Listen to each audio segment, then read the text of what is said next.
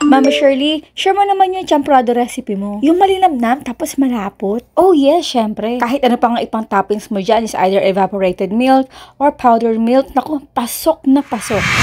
Kakailangan rin natin dito ng 1 cup ng malagkit na bigas or glutinous rice at hugasan lang natin ito ng mga 3 beses. Next, over medium-high heat, ayan, naglagay lang ako dito muna ng 1 liter of water. So dito guys, kailangan na halu-haluin natin ito kasi ito ay naninikit talaga sa pinaka-bottom ng ating pan. Hintayin talaga na medyo lumambot na yung ating malagkit na bigas. At sa dyan talagang kukunti yung ating tubig dito.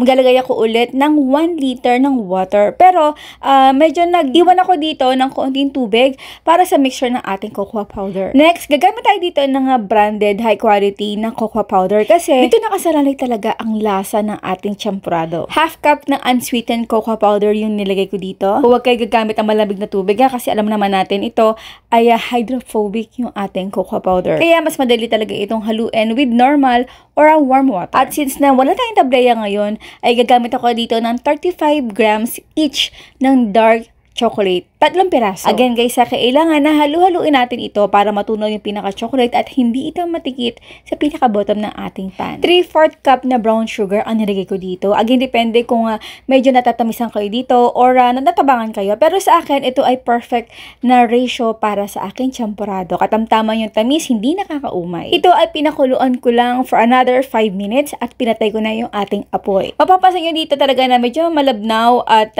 watery pa yung ating champorado. Takpan natin. At hayaan lang muna natin ito pagpahingahin hanggang sa lumapo na talaga yung ating champorado. Ito talaga yung isa sa sikreto kung bakit talaga malapot yung ating champorado. Hindi pa kasi tapos yung cooking process ng ating malagkit at hinahayaan pa talaga natin na ma-absorb nito yung pinaka-chocolate sauce ng ating champorado. At syempre kung gusto nyo naman na medyo katamtaman lang yung lapot, pwede nyo naman yung kainin immediately. Ayan, so malapot na. So ito ay nag-intay lang ako ng mga 30 minutes after ko mapatay yung apoy. Lagay lang ito sa ibabaw ng evaporated milk or powdered milk. Okay guys, anong gusto nyo i-toppings dito? Evaporated milk or powdered milk? Pakicomment naman sa comment box section. At syempre kung meron kayong request, pakicomment na lang sa comment box section.